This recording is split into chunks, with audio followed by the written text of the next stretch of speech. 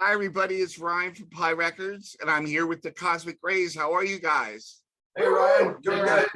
Pleasure to have you on. Pleasure to have you on. Thanks for having us. Absolutely.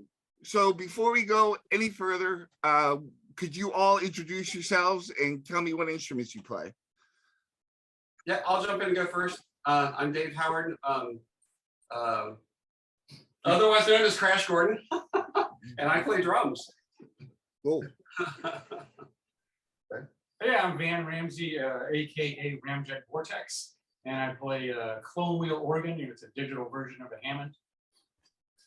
I'm Eric Munt, also known as Andromeda Cobra. See, I've got a logo. Yeah. I'm the bass player. Cool. I'm Ron Averill, also known as Race DeLorean, and I play guitar. Cool. One of the things that I noticed, as well as people like Dee Ray, you took your name from a special person. So tell me, what about Link Wray inspired you guys?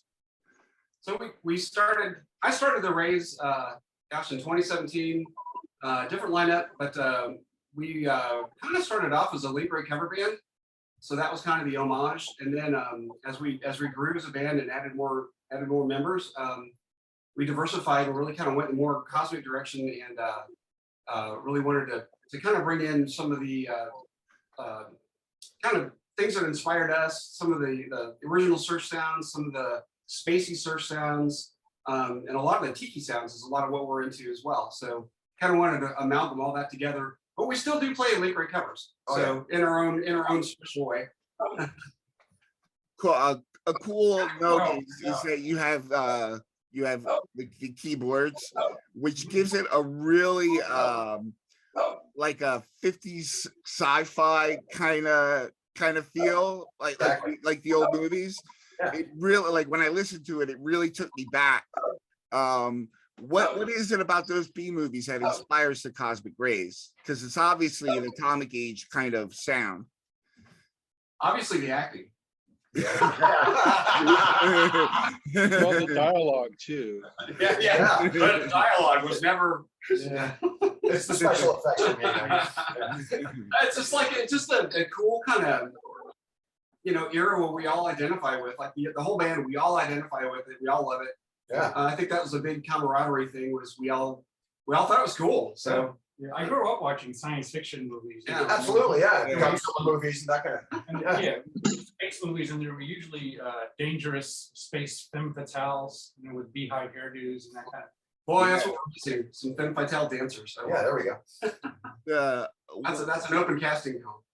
One of the, and I knew you guys were going to say that about those movies like the Bond, because it hit home with me when I saw all the references to those movies in your music.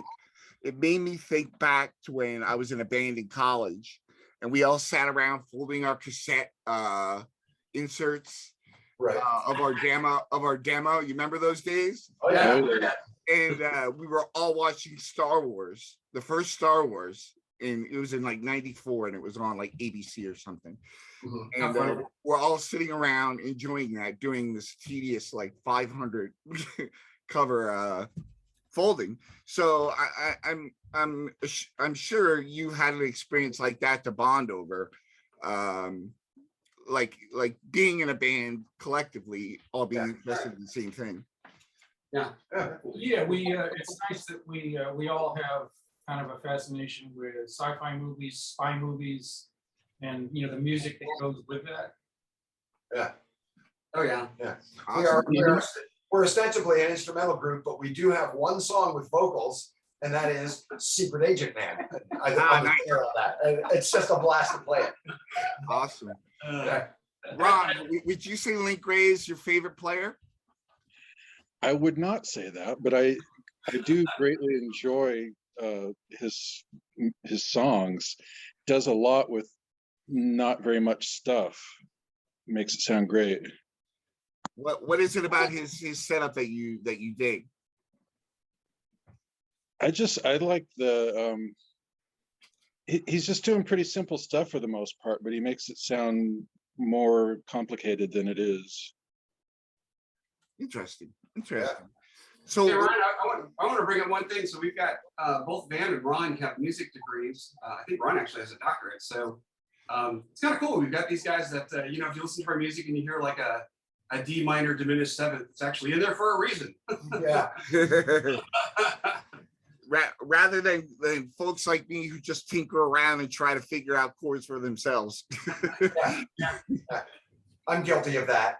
Either Van or Ron will write a song and they'll bring it to us, to start learning and crafting, a new thing. And inevitably, the two of them have written out sheet music. And I don't read music. As a bass player, I mean, I know what the notes are and I know where they are on my bass, but because I don't read music, Van's always kind enough to just bring me a sheet with the chord chart. He's like, "These are the chords, so make something of that." And that's how we work. Yeah, it's working out. We're bringing Eric along. Yeah. That's an interesting balance you have there. Someone who plays writes from a technical standpoint and other that play with kind of by ear. Yep. It works. That balances itself out for you. I'm sure in the creative process, it's good to have both ways of doing things. Ron's the first guy I played with that actually wants notes written out. Everybody else, Yeah. hey, just give me the chord sheet and hum it. I'll pick it up.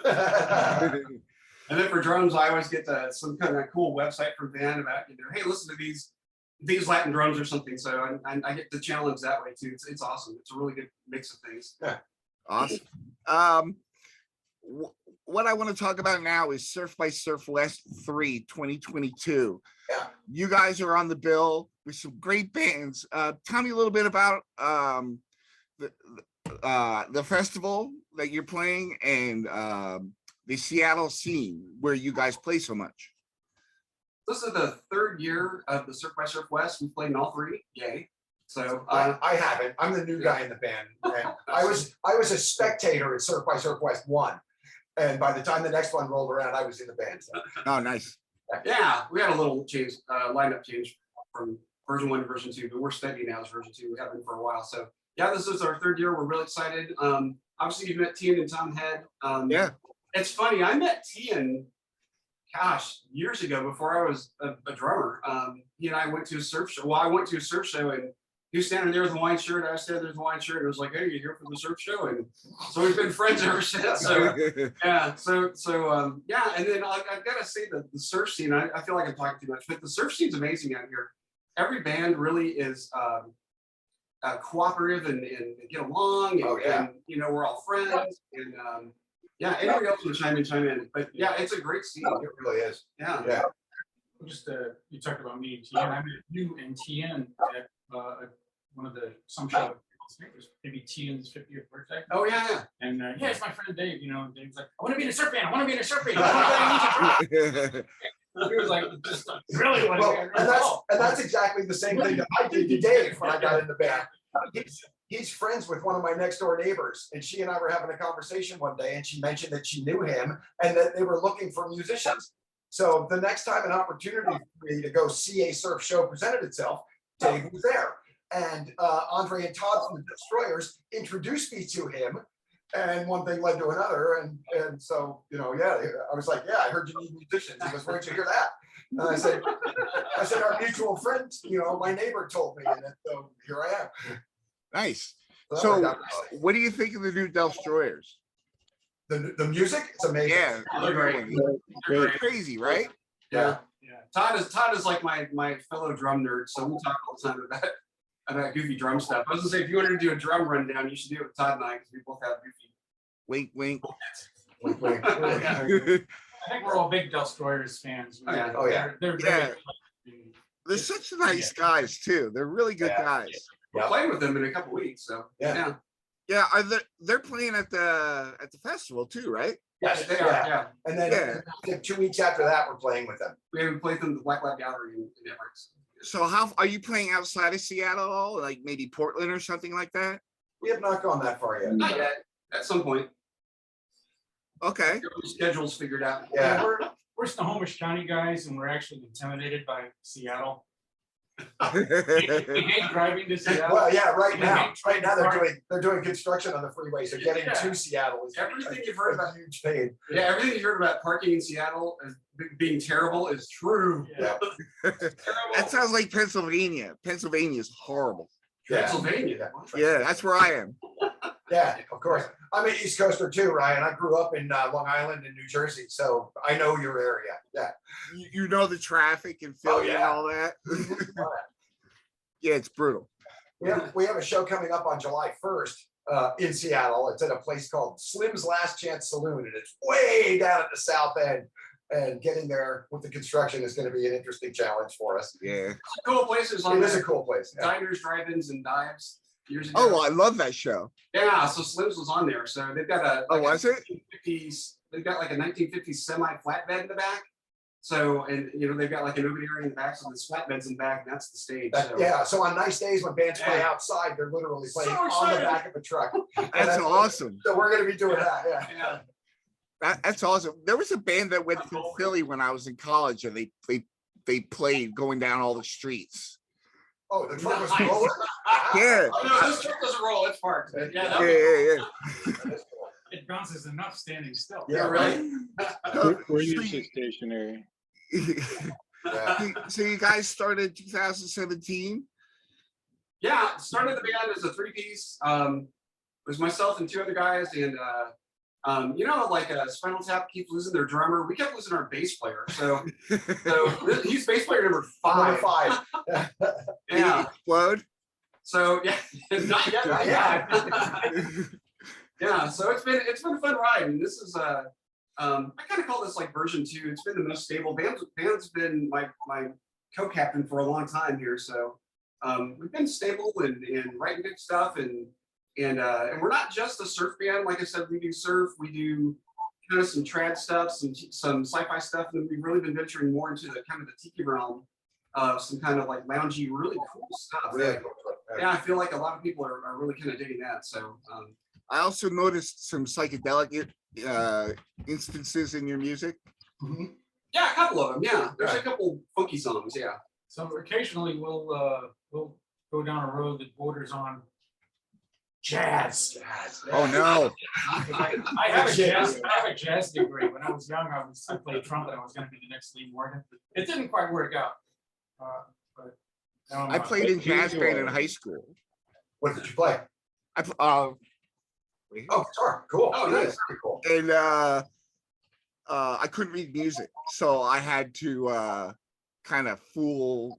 I tried to fool the teacher, but he wasn't buying it. But I knew how to play chords, you know. But jazz is my second love.